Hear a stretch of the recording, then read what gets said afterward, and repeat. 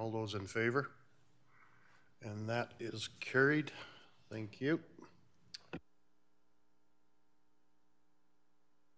And we will move on to 6.1, Corporate Services, Linden Water Service Area.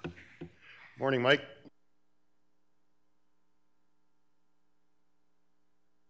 Good morning, Mr. Reeve, members of council. 6.1 is the Linden Water Service Area Bylaw Amendment, 1758. To apply this special benefiting tax levy, $562.95 per year for 15 years, a water riser bylaw was written with a schedule of roll numbers affected. When new roll numbers are assigned due to subdivisions, this bylaw requires amending to include the new roll number and to delete the old one. This bylaw only affects those parcels of land that had a water riser installed when the water line was first constructed. If there's a change in a legal description by boundary change, which affects the legal land description and the link number, this can also affect the details of the bylaw. These changes are shown as well. The following is a subdivision that was created and affects Schedule B, roll number 3025, 3422, 000 to roll number 3025, 3424, 000, Plan 1710630, Block 1, Lot 1.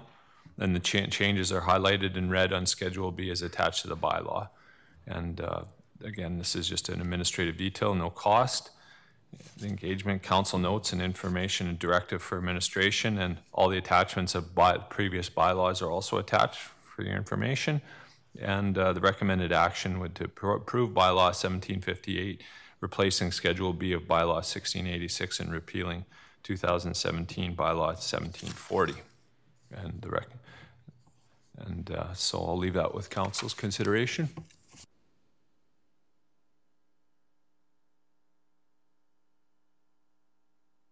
Be my motion that council give first reading to bylaw 1758, that being a bylaw for the Linden Water Service Area project, replacing Schedule B of bylaw 1686 due to subdivision activity. Thank you, Councillor King. We have a motion's been made. All those in favor? And that is carried.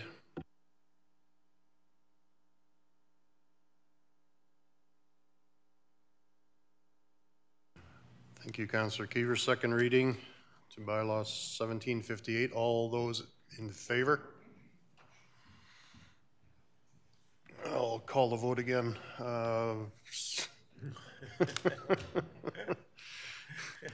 We have second reading. All those in favor of second reading? That is carried.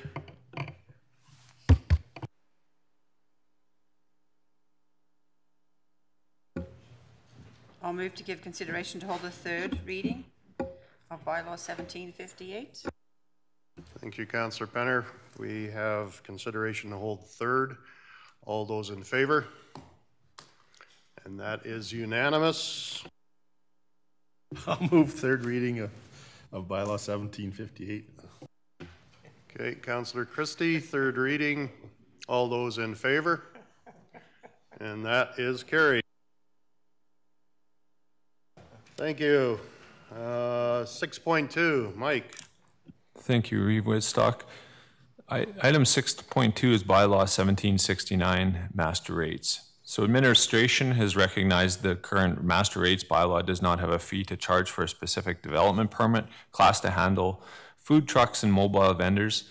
And as noted, the approved policy 517 was just done through the planning department in conjunction with handling this particular fee.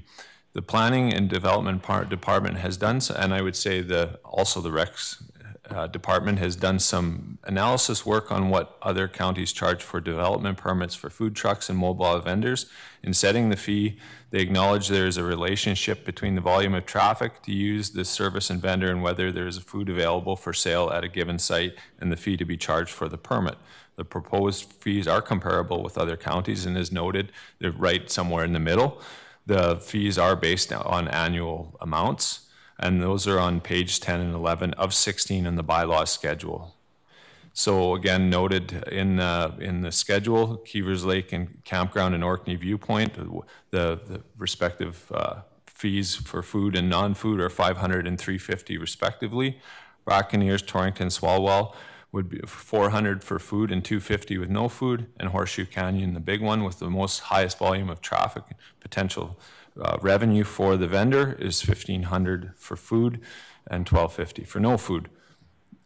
There's a couple other relatively minor, the rest are relatively minor administrative changes, nothing big significant to note, but there are a few things I'll just go through with council. On pages 14, there's a minor safety code change under other gas installations, propane tank set from $75 to $80. And that's just to go along with our safety codes fee from our vendor or from our contractor. Transportation has recommended rate increases for private laneway and snow removal services that better reflect the internal cost recovery. The rate has not changed for several years, so obviously our costs have gone up. There is also a fee structure placed in goods and services the county provides other municipalities and deleted services that no longer apply or services we no longer provide as per other transportation policies. So it's just, those would be just cleanups and with respect to the other policies that the transportation deals with in terms of providing services. In some cases that those fees would no longer be applicable. Those would be found on pages 5 and 6 of 16 in your bylaw schedule.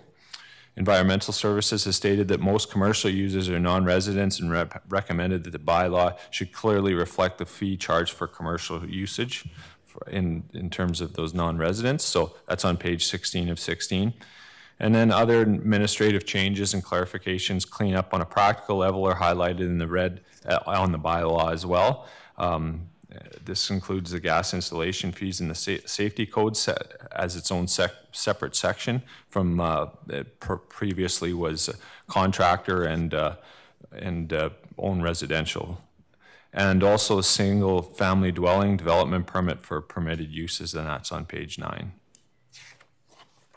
And that was about it. Like I said, the relatively minor changes in the bylaw. Thanks, Mike. Are there any questions for Mr. Morton?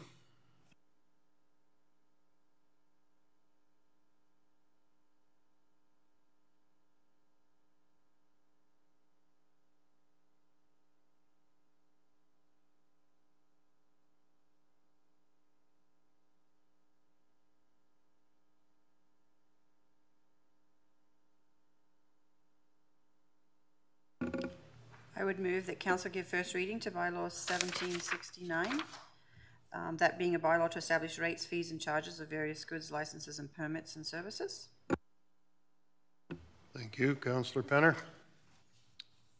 We've got a motion before us. All those in favor? That is carried.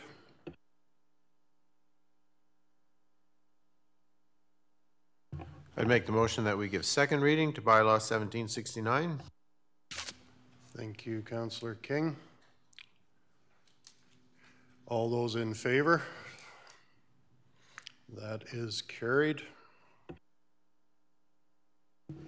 I move that considerations to hold third reading be given to bylaw 1769. Motion's been made to give consideration for third. All those in favor? And that is carried unanimously.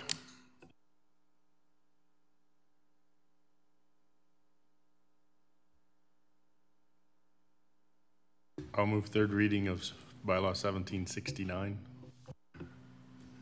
Thank you, Councillor Christie. We have third reading for bylaw 1769. All those in favor?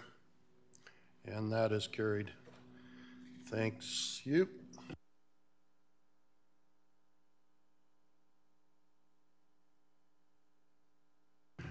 Okay, we have a delegation coming at 9:15. I think we'll take a break until then. The next item is going to be a bit lengthy, so we can continue after the delegation. Thank you.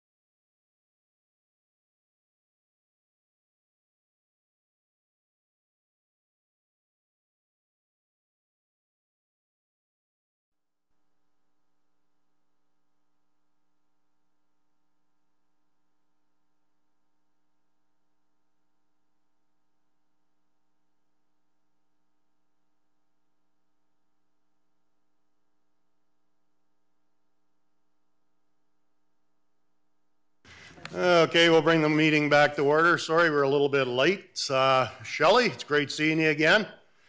And you're coming with a presentation, so anytime you're ready. Do we need to do introductions, or are you fine with everyone here? Oh, I don't think we've met. Oh. Mr. Hoko. Yeah. Jim Hugo, Division 5. Nice to meet you. Well, might as well go around the table while we're at it. Debbie Penna, Division 2. Wade Christie, Division 6. Morning, Shelley. And of course, you know who I am, Ken. Glenn Keever. Good morning, Shelley. I'm Faye McGee.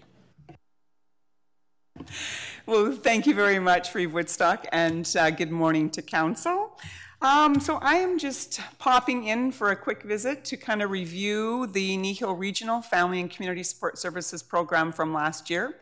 And I'm going to apologize right from the get-go because this holding the mic button affects my communication skills because I really need to talk with my hands, and I only have one good hand available. So luckily, Carolyn is going to operate the computer for me because then I wouldn't have either hand to talk with. So anyways, 2017 was the 19th year of the Kneehill Regional Family and Community Support Services Program. And as you can see, there's a few faces who are new around the table. FCSS is a partnership between municipal government and the province of Alberta. So to access the provincial money, municipalities have to contribute a minimum of 20% funding. And so that is the partnership. And that's the only way the money can be accessed. And in our area, and for the last 18 years, this will be coming up to the 19th. We have operated as a regional program. So all 6 participating municipalities put in their 20%, but there's an agreement that's signed between the 6 municipalities that has Kneehill County as the administering body of family and community support services. So that means Kneehill County actually signs off the legal agreement with the province on behalf of all 6 municipalities, not just themselves. So that's how the formula looks like. So FCSS, one of the things that makes it very strong is one of the things that sometimes can make it hard to describe. So family and community support services is about unique, locally driven early interventions, social initiatives that enhance the social well-being of individuals, families, and communities. So what we do here in the Kneehill area can look very different than what they do in Red Deer, Drumheller, Fort McMurray. And so that's what makes us very strong, because we can deal with the social issues in our communities, but when we try and describe provincially and put us into a box, it makes it very hard to do that. So the Family Community Support Services Association of Alberta is using the words FCSS builds Albertans. So that's kind of a very broad stream, but we cover birth to death, and we're looking at preventive social programming to help strengthen individuals, families, and community. So 2017, as you can see, the number of people served in 2017 was up 13% than from the year before. We had 6,305 last year. The number of volunteers was down quite a bit, and this would be volunteers that we had to directly use for our direct programming or programs that we fund. So number of volunteers was down a bit. We were at 217, and hence the number of hours that were contributed, because there was less people, that there was less hours contributed than the year before. We just took the value of minimum wage and popped it in there, so we attached a bit of a dollar figure to the amount of volunteerism that happens in our area. One of the goals, so back in May 2017, the Kneehill Regional FCSS Board met and did a strategic planning session. And one of their goals, goal 6, was residents actively volunteer in community activities. So we are hopeful that as we move forward on this goal and our strategic plan, that we will see an increase again in the amount of volunteerism and the volunteer hours contributed to our community, because we know that the community is stronger with volunteerism, but we also know it enhances the well-being of the individuals who do the volunteering as well. So it's one of those things that has a double value to it. External programming grants was up a little bit. Thank you, Carolyn. We moved on to outcomes. So FCSS, for many years, when I first started the program, a lot of programs said, well, it's too hard to measure what difference we're making, you know, because we can't tell people what we're preventing. We've really been pushing hard, probably for the last 10 years, to really focus on outcomes. So really looking at what are the benefits or changes to individuals, families, or communities by participating in the activities of the programs that we deliver. Has there been an increase in knowledge, change in behavior, a change in values, an increase in skills? Those are the things that we're looking for. So this part of our document really focuses on that, and we have taken results from over 1,600 surveys that we have done through our programs and the programs that we fund. So it wasn't a small population. It was, I mean, again, some of those people might have been in might have participated in a number of different programs, but we were surveying. So that's what these results are from. So as I said, we really focus on the individual. So that first one being that improved social well-being of individuals. So we are looking at, so an example of increased in social well-being of individuals might be an increase in resiliency or increase in self-esteem, capacity to better meet their needs. Those are the sorts of things that we're talking about under the individuals. And then we also look at children specifically in this one. Some of our outcomes are around that children develop positively. And so responsibility and restraint or personal power, those are the sorts of things. So we consider anything over 80% to be that we have achieved that outcome. So we have done quite well in these. So then we move on to families, and so that would be that healthy family functioning. So we talk a lot about family communication, accessing services and supports when they need them. Those are the sorts of things under that family one. And so 99% achieved there. And the last one is community, so that the community is feeling connected. Research proves that the more people are connected to their community, the more likely they are to feel a heightened sense of well-being. So we know that that is important. And then we know that connected communities contribute back to others as well. So that's one of the reasons that we focus on the social well-being of community. So this is about getting people connected to social supports, people feeling connected to them, and then it's moving past that as well. It's about identifying social issues and not just paid staff moving it forward, but volunteers, community moving those issues forward. And examples might be moving issues around prevention of family violence forward, those sorts of things, creating an understanding that we have issues of homelessness and low income here, and community working together to enhance that and improve those things. Over the last year or two, one of the areas that the FCSS has been trying to focus on is poverty reduction. If you look at our stats, our own income levels can be low in our area. So one of the things we are well aware of is that if low-income individuals file their income tax, they're more likely to be able to access the rebates that they would be eligible for, and it assists them in accessing services and supports in our province and in Canada.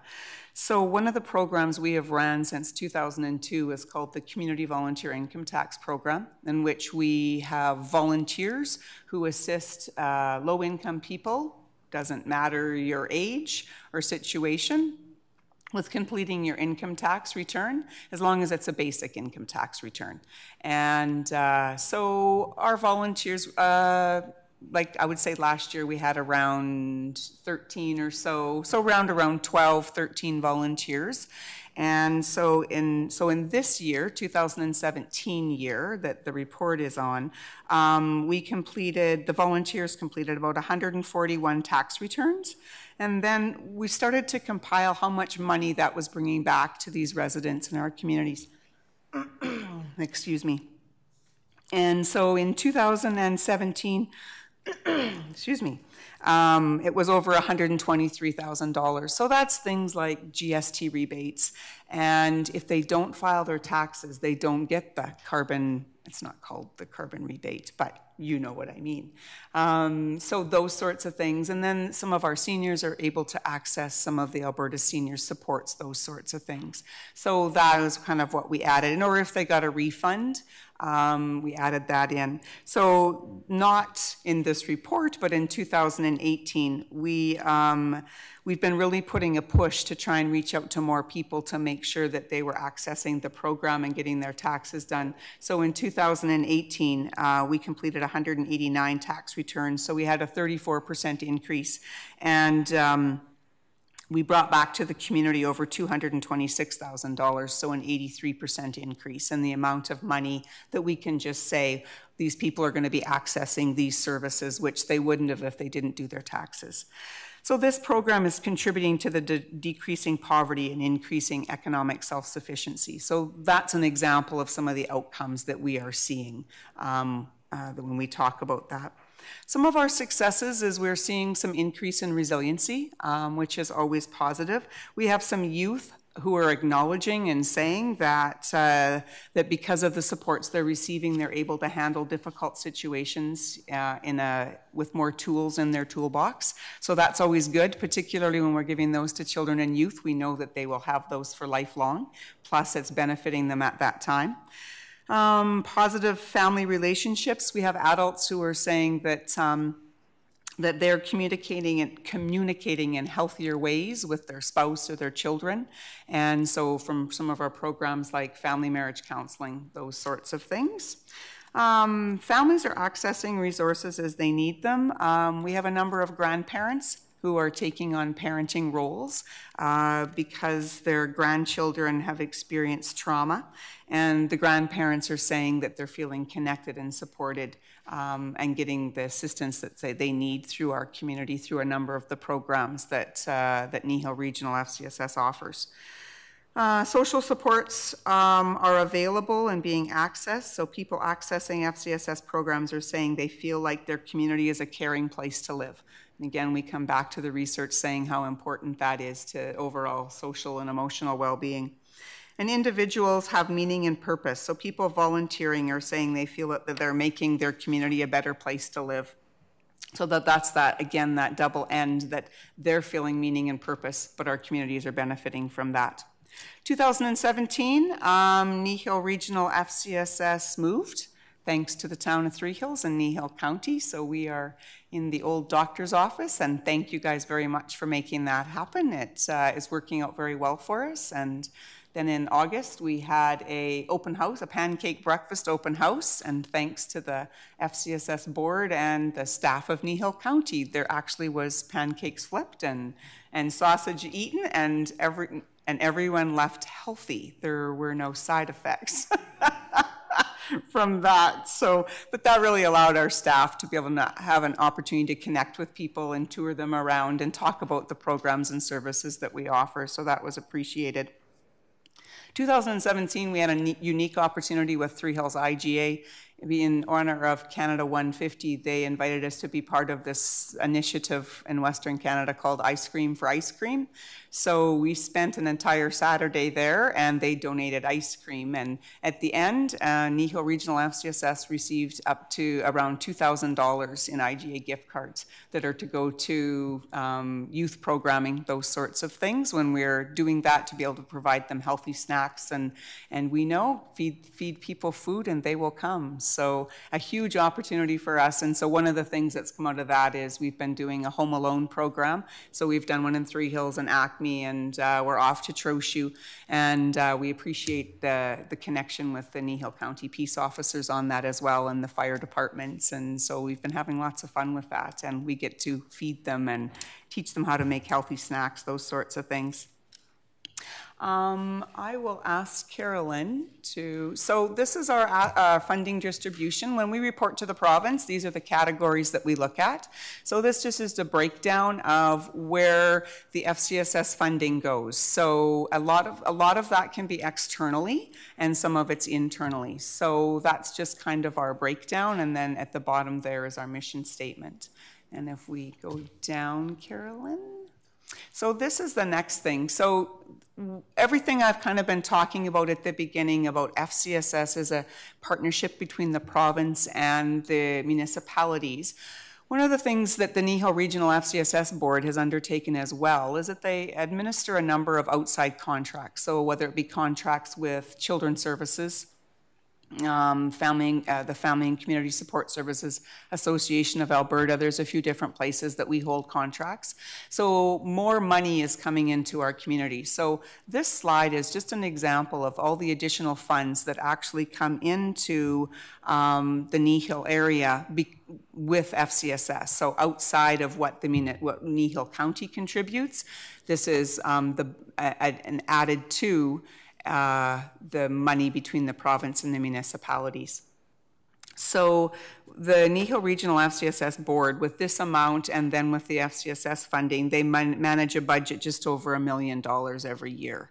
It's always a good return on your dollar when you have the ability through FCSS to access some of this money that gets to strengthen our community. So one of the ones I always like to point out is Golden Prairie Parent Link, which is $350,000, which is a partnership with Children's Services, and it focuses on children and families 0 to 6. But by us having that program and administering it, that's an area that we don't have to spend as much funding on then, because we are administering a program to bring those services here, and we run those. So the only unique thing about that one is it covers, we administer it on behalf of the town of Drumheller, Hanna, Starland County, and Kneehill County. So we cover a much larger area with that, but again, we receive the services that we administer them right here in our area as well. Common issues that we've seen in 2017 would be, there was some, I guess what we would call around mental, oh, I forgot that was there, Carolyn. Oh, why don't we talk about that? So these are just a few pictures of a few programs that we run. So the Volunteer Forum, which we try and connect with volunteer organizations around the Kneehill area. Then we run a program in June each year in Linden and in Trochu called Men, Kids, and Mayhem, where we connect with men and kids 0 to 9, and ages 3 to 9. And again, we know the positive influence, how important it is to have dads connected with their kids. Early Years Fair, we brought in True Color Parenting last year, and then the Community Discovery Nights that you guys are all well aware of, and a number of you have participated in. And so yeah, those are, and then at the bottom are just some of the other programs that we offer directly through Kneehill Regional FCSS. I think, is that, yeah. And then the last page is just a list. We, again, because of the election year, we just had a switch in our board members, but that gives you an idea of who is represented on the FCSS board. So just a couple things about what we're seeing. Mental health, we would say, was something we've seen a bit of an increase. When we talk about that, it's around the issues of just anxiety, stress, and we're seeing that through some of our children and youth programs, but we're certainly seeing that with adults in our area as well. High conflict separations, and some of that navigation in blended family situations, and then overall just navigating the system. We get a lot of people coming in the door, phoning, just not knowing where to go. So many programs and services, we're very fortunate to have lots of access to them, but they're not in our area. So it's trying to let people know that they need to go to Olds or to Drumheller or to Red Deer, and trying to help them through that system. And so we do spend a lot of time trying to figure out what that looks like, because it makes it easier if we can describe the process to people. So you're going to call this is what they're going to need from you, and then they'll set up this appointment, and this is what you'll need to bring to it. So we spend quite a bit of time making sure that we can bridge that. We call that a bit more of a supported referral, making sure that they're getting connected to the services and supports that they need.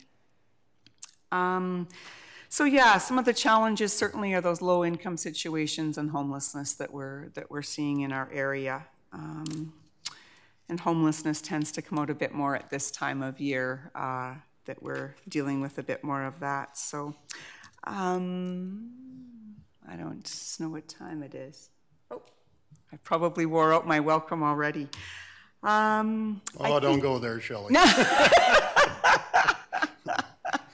I could go on for hours, but why don't I call it there? And maybe Councillor King, I don't know if you wanted to share anything as the leader of our FCSS board.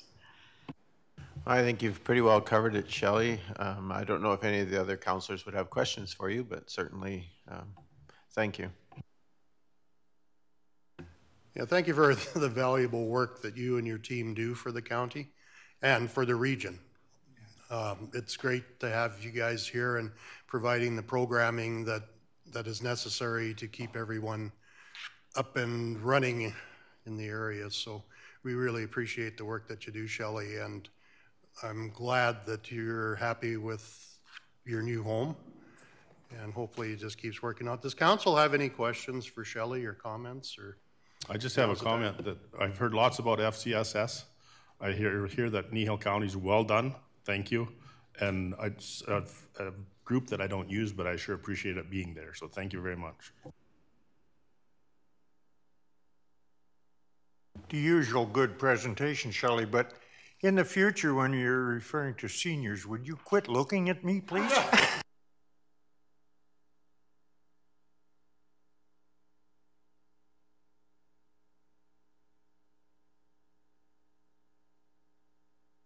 council have any questions for Shelley? Or comments? My comment is if I sign up for birthday in a box, Shelley will have a guaranteed birthday gift. I'm afraid there is an age restriction.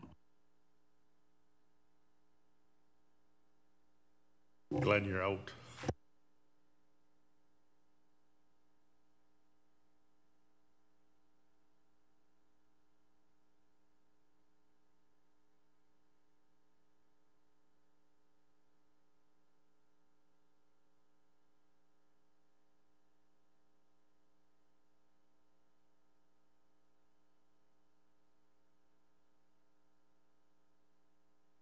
Shelley, I just want to say, because I see your timesheets, I know how much time you put into what you're doing, and I know that you love what you're doing, and the results show. And so, even though I work with you on an irregular basis and sign those timesheets, you are appreciated. So I think it's important that you know that. You're a valuable person in Kneehill County, and the work that you do is noticed and very, very much appreciated. So thank you. And to add to that, I think it's really important for the community to realize that a lot of what the benefits are is really something we can't even identify or measure. And Shelley, you do a great job of having people talk about it so that we can be better aware of the things that are unmeasurable for us to notice, and they do impact how well our communities function and as a whole. And it's very important for all of us to understand that component.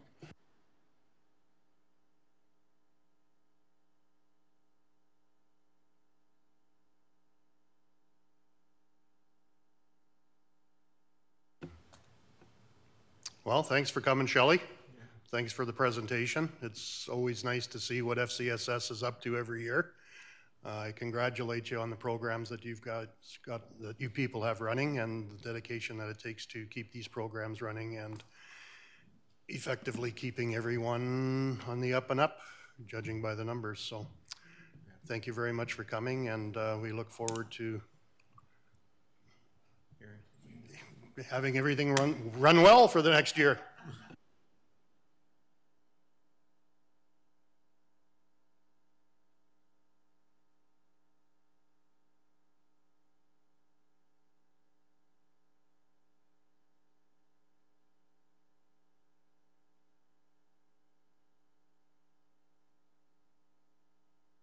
Okay, we will take a quick break. We've got another presentation here at 10 a.m. I do believe they are in the building, but that being said, we'll give them time to set up.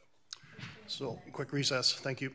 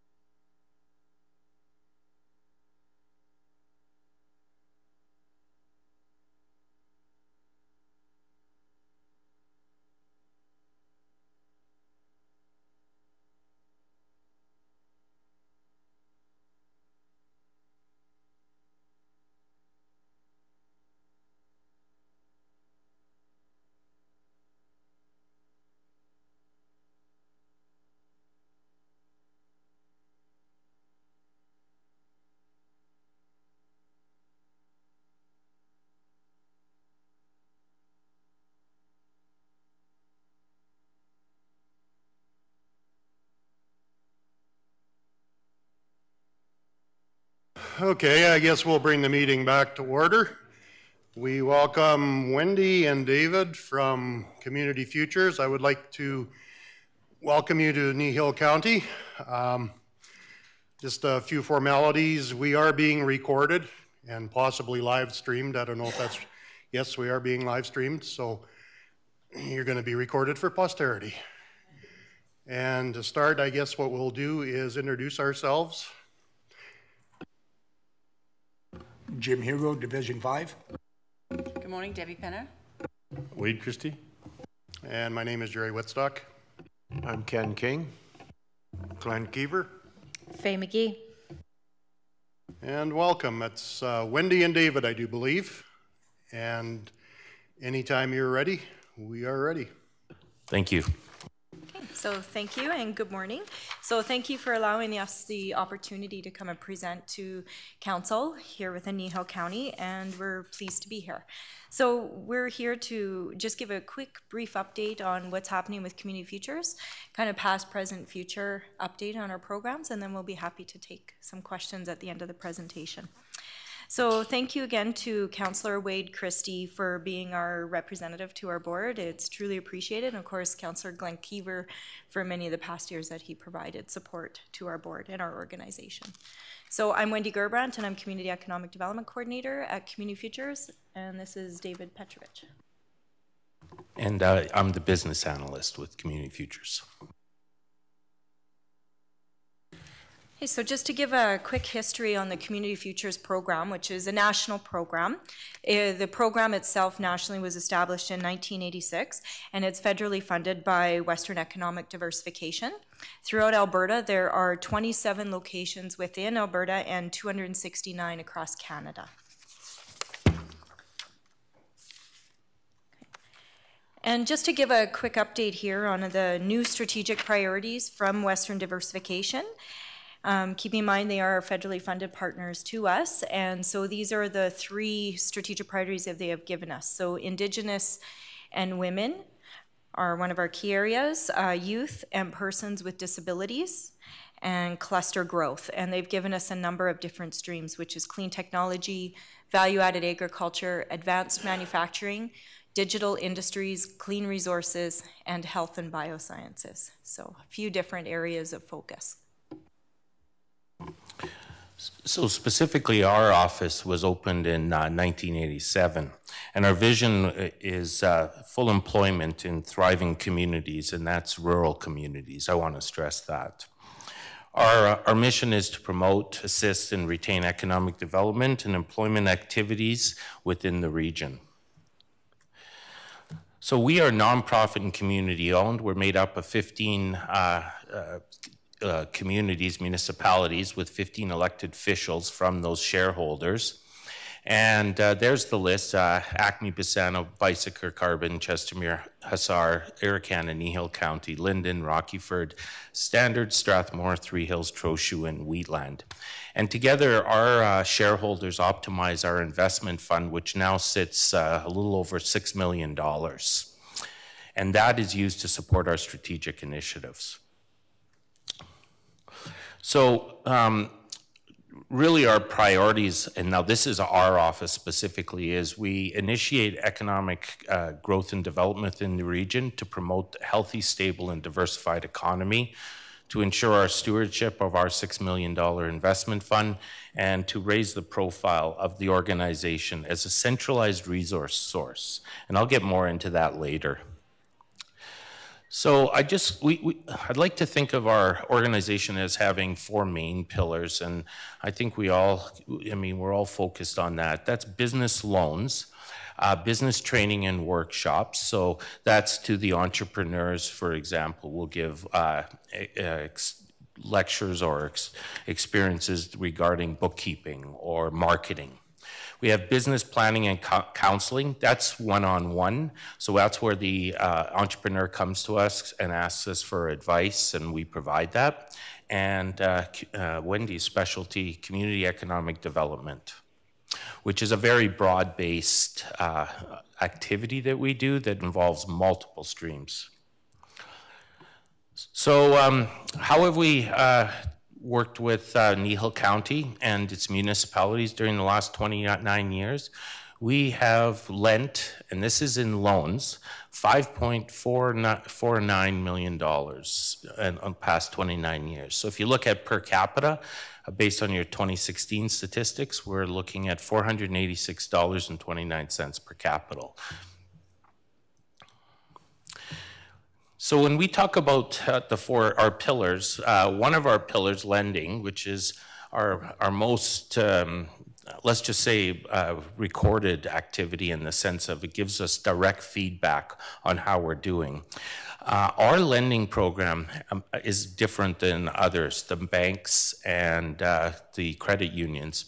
How we do that is because we provide a lot of assistance in addition to the loan itself. And I think that's what makes the difference, and that's the difference you'll see on our statistics board here. So if you look at the three major areas, the three major graphs, on the left is us, that's the green bar, and on the right is anybody but us. And so CF-assisted firms, when we're lending to them, have employment growth of 8%. Our competitors, if you want to call them that, are 2.9%. That's a significant difference. When you're looking at our sales growth for the companies, so the companies that we assist with loans, their sales growth we have measured at 11.2% versus the other lenders who show 6.2%. And finally, business longevity in a 5-year survival rate, we're at 66%. Our competitors are 46%. So there is no question our program has been making a difference, not only in the lending, but when you combine the lending with our ability to support that company in the long term, we have achieved a lot of success in that area.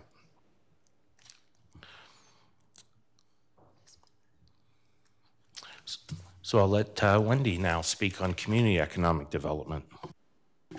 So community economic development is an approach where communities come together to take a collective action and generate solution to common problems at a grassroots level.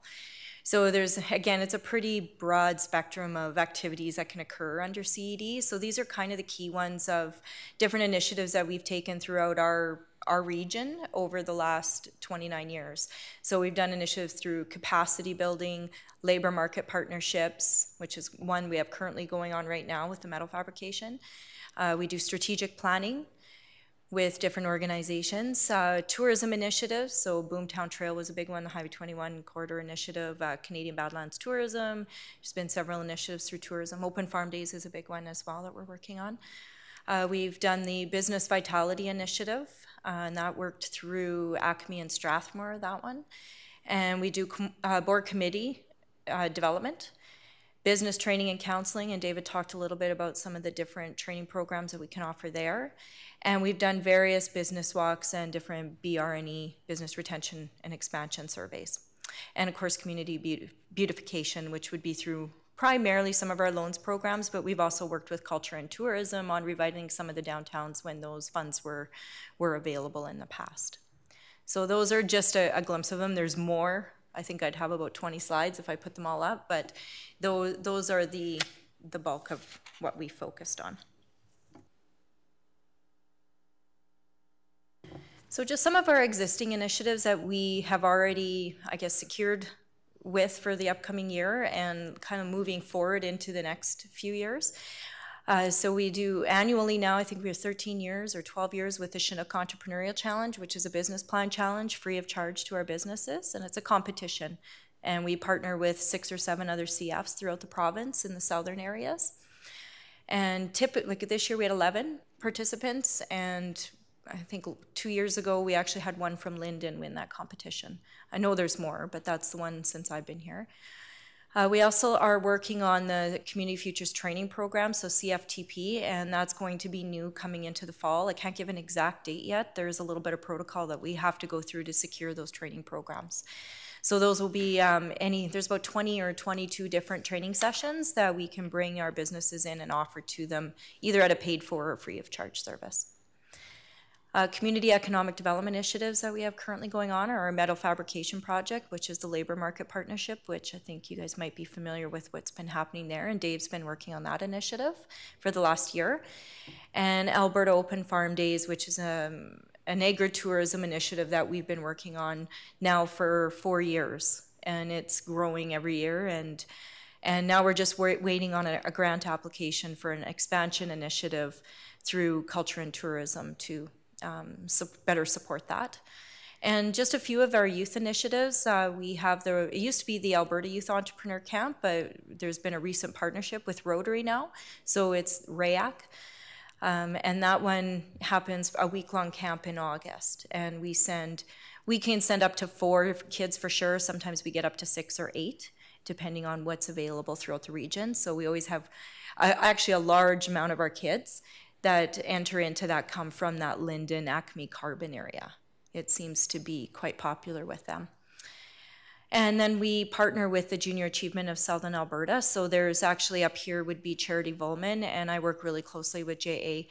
And we either will sit on a Rural Leadership Council committee, which I do in the one in Strathmore, or up here, Charity and I will quite often bounce some different ideas about what different partnerships could look like or opportunities. So that's another key one that we've been working with over the last 10 years. So why we put this slide up is you're a shareholder, and we're here to serve you, but we need your help as well. And how we need your help is to get the word out. To when you hear of an entrepreneur or a possibility of a project, we would love to be involved, and we try to be involved. And what we need is, and what we often find is that people don't know us, and we need people to know about us to be able to have a greater impact. As I was saying earlier, we have a $6 million, over $6 million investment fund that we can provide loans to.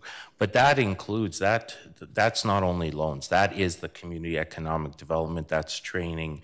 So when you see the opportunity, please get us involved. We really want you to do that. And I want to stress, I mean, right now we feel that because we're in Strathmore, we're in the pretty well the southernmost part of our region. I mean, we're even talking about right now to help work better with Kneehill County and Three Hills, etc. We're looking at the possibility of a satellite office up here. That's a possibility right now. Our board will make the final decision, and that board, as I said earlier, is made of 15 communities. So we have to work with them on a strategic vision to define if this is what could go forward. But it is certainly a possibility if that works with the county as well. If you're interested, we can certainly entertain that at the board level. But it's more than that. Really what it comes down to is every time your council speaks to anybody looking to open a business or even a greater project, it doesn't have to be a business, it could be a nonprofit, and you mention us, we can take action. Just recently we had a company near Strathmore, a nonprofit looking to do something, and they had nowhere to start. They did not have a clue on how to start. They want to work on developing their program, and they're in a bind. So they came to us, and we're right now in the process of helping them. And they were so thankful because as a board of nonprofit people, they had a nurse on board, they had others who had no business understanding, and they admitted that, but they didn't want to move forward with this nonprofit. Well, that's where we can come in. So there's more than just the entrepreneurs. And we want to stress that working together, I think we can achieve more than we have. And we've put into your economies of, $5.5 million. We want to put more out there, and we have the availability of funds. So please refer people to us. And in the meantime, too, we want to help you. So if you see a way and you want to say to us, could you help us on this, we would be glad to do that. So we want to thank Kneehill County for being a shareholder, and we hope we can count on you to be able to spread the word about us and help us help your community and economy. So with that, I'll leave it off to questions. Do I understand correct? You have only one office, therefore, in Strathmore? Yeah, that is correct. What is coming out of your metal fabrication stuff? Like, what kind of results are you seeing there? Oh, I'm excited about that. So we have two departments in the provincial government right now, very excited about this. We've got two concepts going. One is we recognize that metal fabricators are really hurting because of the oil and gas. So the concept that they're struggling with is they'll go through a month, 2 months, very busy. All of a sudden, it's dead. And I just had one metal fabricator saying that they have 100 employees that they were getting to dust lights. They had nothing to do. And they're frustrated, and I don't blame them because they'll have these gaps. So one of the concepts coming forward is to create a think tank. And what we're thinking of doing, because it has been successful, we've looked at this, is to have entrepreneurs who are looking to build products come together, work with them, and get them going to the metal fabricators. And what we have is a partnership occurring there where the metal fabricator during their low to slow times can produce their product and then charge them only cost. But then the entrepreneur will agree with the metal fabricator to actually share part of their profit when they start making their net profits. So we have the think tank as one concept. We also have working with the metal fabricators. We've been in discussions with ATB about expanding not only the think tank, but the potential to increase our education programs. And so what we're looking at right now is a pre-apprenticeship program, which Olds is very excited about, because the problem is you'll get somebody who's been in food industry and has no concept of metal fabricating.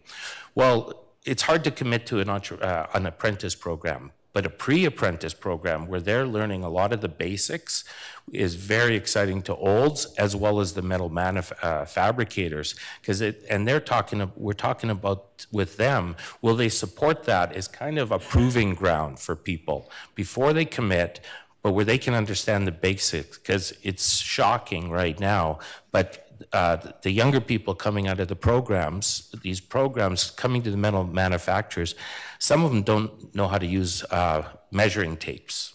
When you ask them to go get a hacksaw, they don't know what a hacksaw is. It's very interesting. And so we're talking about this pre-apprentice program, carrying that information and having programs on that. So we're kind of in the next phase right now where we're really excited, and now we're trying to get the industry together. We're going to get them all together so that we can take that and maybe even form an association, a corridor, we're calling it right now, where they could work together, share employees, spend money on help with our education programs and with the think tank.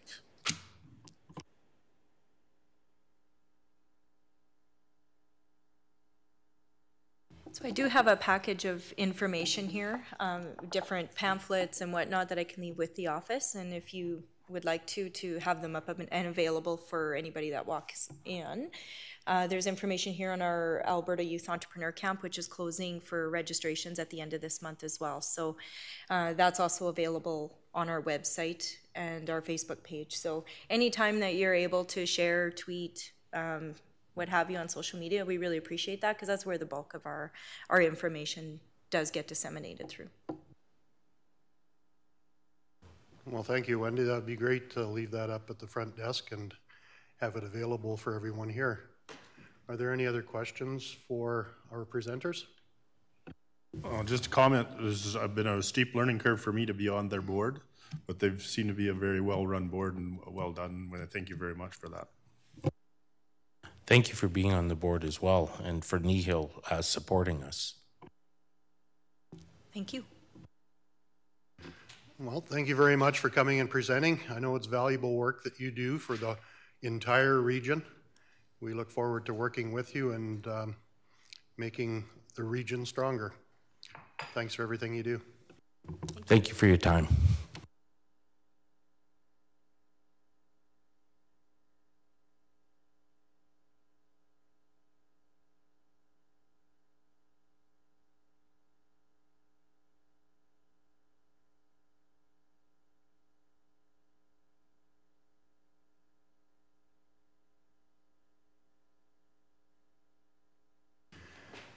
Well, welcome, Mike, again. It's been a while since we've seen you. But we seem to have a time slot for you now. So if we could go on to 6.3, Strategic Asset Management. Well, thank you, Mr. Reeve-Woodstock. Item 6.3 is a new financial policy, 1621, Strategic Asset Management Program. So the purpose of this new policy is to ensure the development of the county's asset management program to facilitate informed decision-making for the management of the county's infrastructure and to support the delivery of sustainable community services. By employing sound asset management practices, the county can ensure that all infrastructure assets meet performance levels and to continue to provide desired level of services in the most efficient and effective manner. So I'm going to get into a little bit of the key areas of the policy, starting with the background. So asset management refers to policies, practices, and procedures that combine to make the best possible decisions regarding the building, operating, maintaining, renewing, replacing, and disposing of infrastructure assets. So basically from cradle to grave, as they say, the infancy of it to the end of its life, so to speak. So we're looking at all elements of it in particular. Under 1.0, the key areas under the guidelines and procedures I'll go through. The county will develop and maintain an asset inventory of all capital assets across departments. So it really starts with what our tangible capital asset database holds. Starting that is that being part of the financial package, if you will. That gives the inventory, and basically that becomes the starting point of where we're going to go with it. The county will develop an asset management plan that incorporates all infrastructure categories and assets that meet the capitalization thresholds outlined in the tangible capital asset policy. So it will work in conjunction with, and I don't have it off the top of my head, the tangible capital asset policy number, but certainly it will overlap with respect to areas of amortization, estimated lives, and so forth. It just makes sense that they work together. The county will integrate asset management practices with its long-term financial planning and budgeting strategies. So that's the key financial component of it. So that's really important in this consideration. The development of a corporate asset management program that addresses risk, life cycle, levels of service, and allow for more reliable and accurate data that can be used to drive the county's capital investment strategy. So this is where it gets into more than just finance. This is where the operations components come in when you're talking about risk management, talking about assessment of its condition indexing and so forth. That's where that information comes in. Then this data can then be leveraged to prioritize capital projects and allow the county to take full advantage of available grant funding opportunities. And that was under A to E in the policy. And then F, the county will develop performance metrics and reporting tools to transparently communicate and display the current state of asset management practice. So once the practice is in full implementation, then we need some reporting metrics to bring back so that council knows what's going on as far as what information, and it will help drive the capital investment strategy and budgeting going forward. So you want to know what we have and basically what does it look like going forward. And we need some sort of tools for council to make that assessment. And 2.0 is the roles and responsibilities also included in the policy. So with respect to council's role, management's role, my role as a director, and staff's role, in particular with Lori's departments and so forth, and her managers. So it's going to be all encompassing in terms of key players at the table to fully integrate this policy. Note, the asset management policy would not be completed and implemented fully until 2019 because it is quite comprehensive, and there's this is only, I believe, step 3. The policy passed is only step 3 of 8, I believe, as far as what that implementation. So once a policy is approved, then we're going to kick the ground running on the actual data and analysis and so forth going forward. So there's a lot of work ahead yet. Once all the information systems are developed and the plan is in place, it will become part of the day-to-day operation. So it'll be part of our working lives as we know it, and we anticipate that it'll flow through in the budget process. So it's going to be something the council will be always in tune with as far as the practices that are brought forth on the table. The costs and the sources of funding. So the total cost to implement the project and this policy are approximately $65,000, and they were already approved in the 2018 capital budget. So thanks for council for putting that money forward. We are applying to the Federation of Canadian Municipalities Grant Award as part of the Comprehensive Asset Management Plan to collect information, develop systems, and implement practices to a maximum of $50,000. And there's been about a 95% success rating with applications that have gone to FCM, but we do want to get that going as soon as possible because there's going to be unlimited funds, and right now we're sort of at the front to the middle of the applicants, so we definitely want to get that in there. So and that's at 80% of the grant funding, means the county portion of the expense would be approximately $15,000. And operating funds to prepare the application are $2,500, and we have that under other professional services. And the engagement, again, is update the policy index for council notes, and the directive is to begin to prepare the FCM application. And the link to the strategic plan, notably, is under the later priority, which is now probably more of an immediate priority under the strategic priorities chart the council had passed in February 2018, and also with the safe, viable communities and fiscal sustainability of the old strategic plan. So it certainly is a strategic initiative of all councils, and importantly going forward. And the attachment is, and more specific, is the policy 1621, strategic asset management. So it's for council's consideration to pass this particular policy, or direct any questions if you have any. Thank you. Thanks, Mike. Are there any questions for Mike? Comments?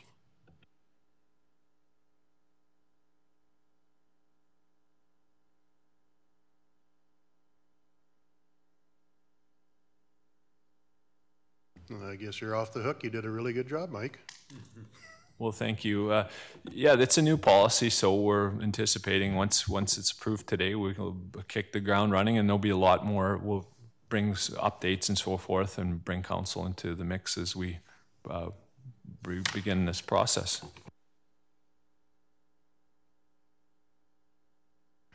Okay, I'd be looking for a motion or discussion. I move that council approve the financial policy 1621 strategic asset management as presented. Thank you, Councillor McGee. We have a motion. Is there any discussion to this motion? Okay, I guess we will call the question. All those in favor? And that is carried. Thank you, Mike.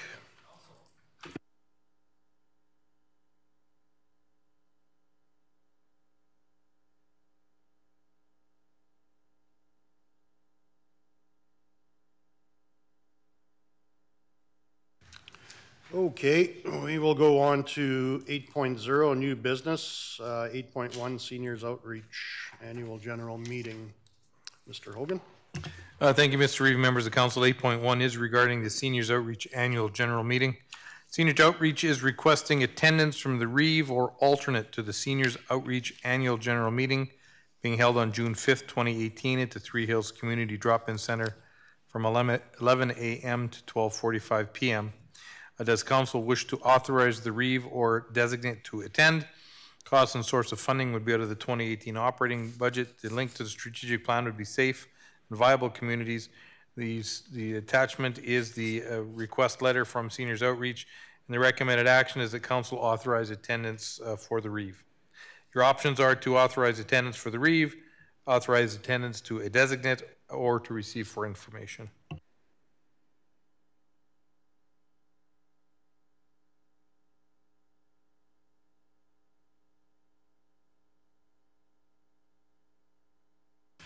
What are council's wishes?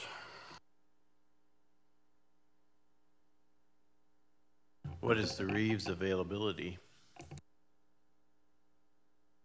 I do believe I arrive home on the 4th, so as drowsy as I will be, I could probably make it there.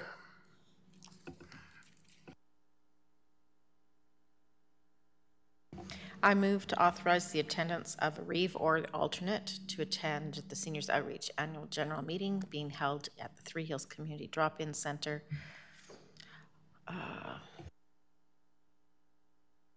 Just to clarify, because I'm away the previous 4 days, I will not be available to be the alternate that day. So if there's another counselor who might possibly be available to stand in as alternate, that would be acceptable on my part. Any volunteers? I won't be back.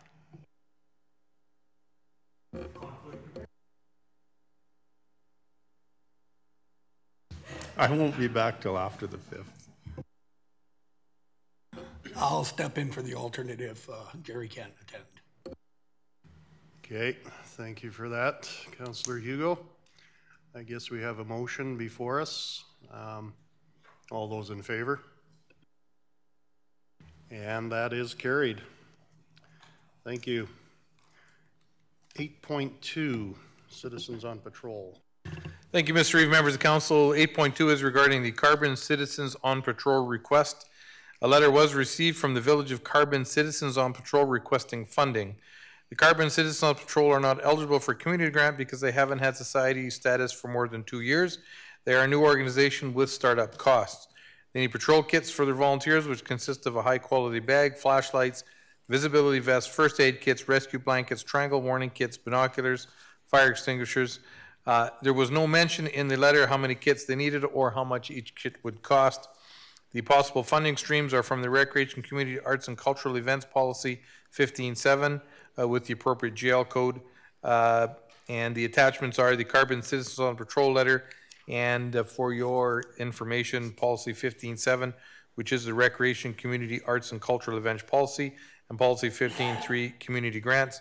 Recommended action, this will be for council decision, and council options, again, will be council decision.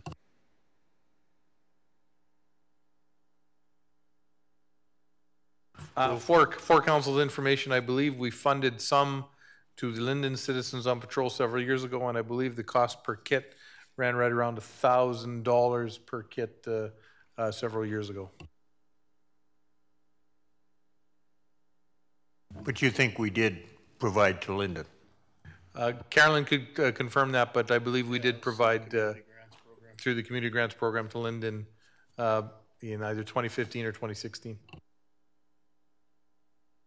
If the executive assistant could just pull that up, that would be at least a baseline for this request.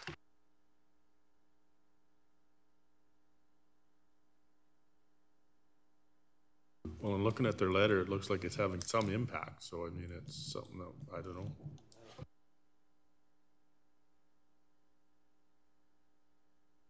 I think it's having impact, just being visible. It's a shame they didn't give us the costs of a startup kit, but.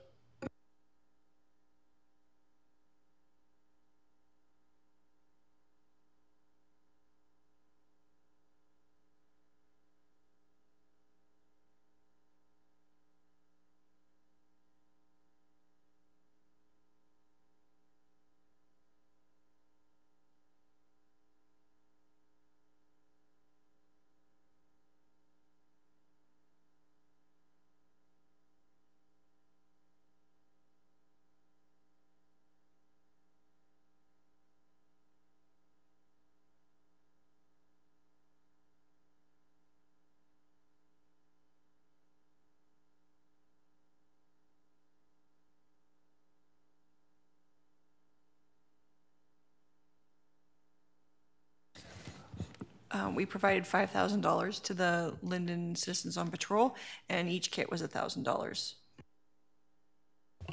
What year was that? 2017.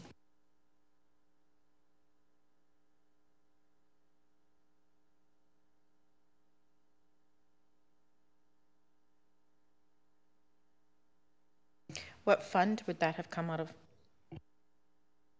It would have been the community grant. I apologize, it was 2016, not 2017.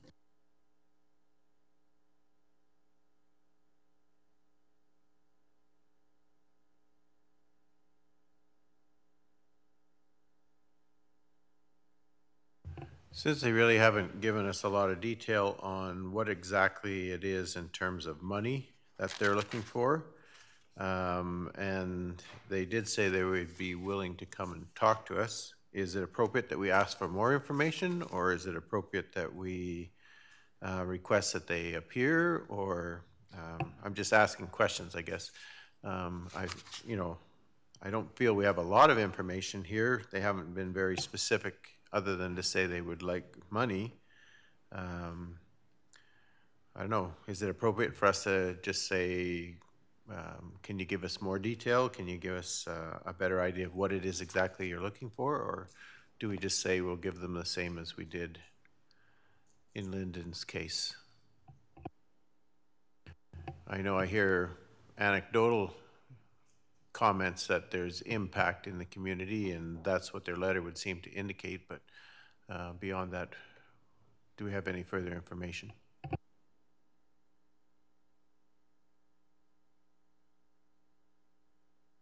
Mr. Members of Council, it is a new organization. It in the Linden case, it was a known entity. It has been around for some time. Carbon's being a new organization, it would not be inappropriate to invite them to speak directly to council, to introduce themselves, to give council some confidence in the personalities and the people leading the groups. I would think that that would be a perfectly appropriate request, and then decide at that point what the financial contribution would be. Thank you, Mr. Hogan. Are there any other thoughts around the table? So in the letter, it looks like they're already operating.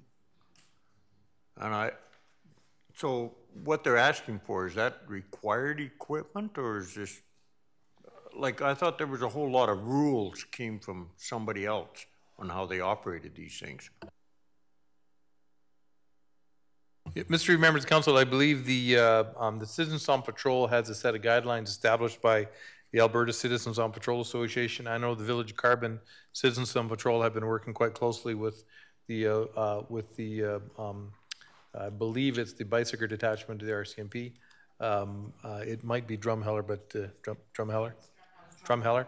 So they have been working with the RCMP. So there is a set of guidelines, but anything for Citizens on Patrol is recommended. I don't believe there's any mandatory equipment required for Citizens on Patrol. They're all recommended for the type of work they do, particularly after dark work. I would like to see us support it, but I would like to see a delegation come forward and just get us up to speed on what's happening in the village and actual cost. So would you like to make that as a motion, Councillor Penner? I would like to make that as a motion, that they come forward at a future date. And just a little bit more explanation on costs and how it's going so far. Okay, we'll wait until that comes up on the screen so that we know what it is we're voting on.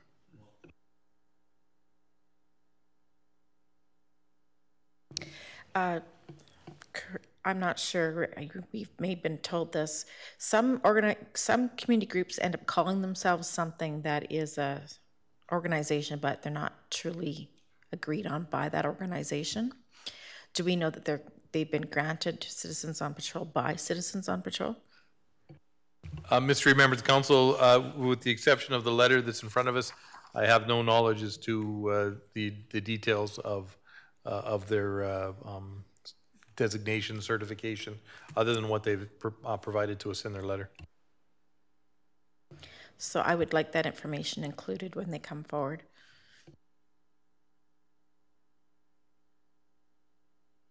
They did go and get their society status, so they have gone that far, so they are a registered society now. So they obviously have done some homework and some legwork to get themselves established as a legitimate organization. Otherwise, they wouldn't have that. society status. But I think we need more information. I don't feel comfortable making a decision based on the information we have, so. And I agree with Councillor King. I think if we have them come forward, make a presentation to us, some of these questions can be answered and we'll be better informed when it comes to us making that decision. Is that the motion that you would like to see brought forward, Councillor Penner? Is it citizens on patrol? Other than that, yes.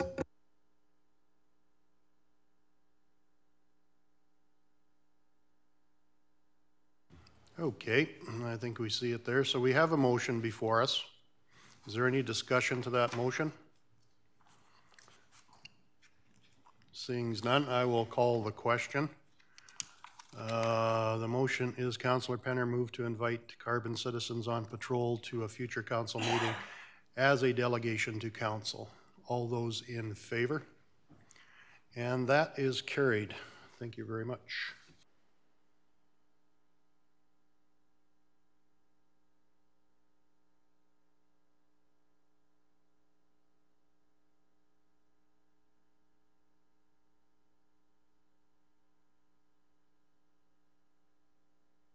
Okay, we will go on to 10.1, Council and Committee Reports, and I guess there isn't any.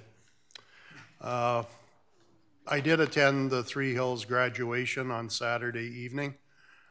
The gymnasium was quite full, and there was a lot of graduates, very fine-looking young men and women, and they seem to be set for their future. So I applaud them and I congratulate them on the achievements. And other than that, I guess that's about the only thing I can report.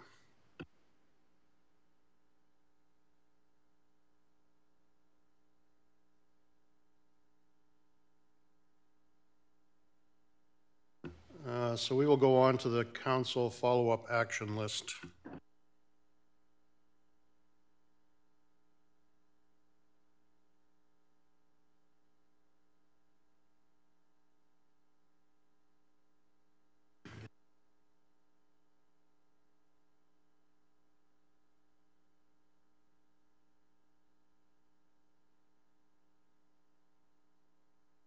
Are there any questions about the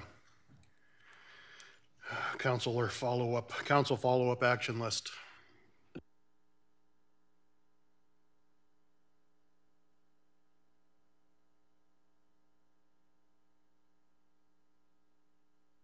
If not, I'm looking for a motion to accept as presented.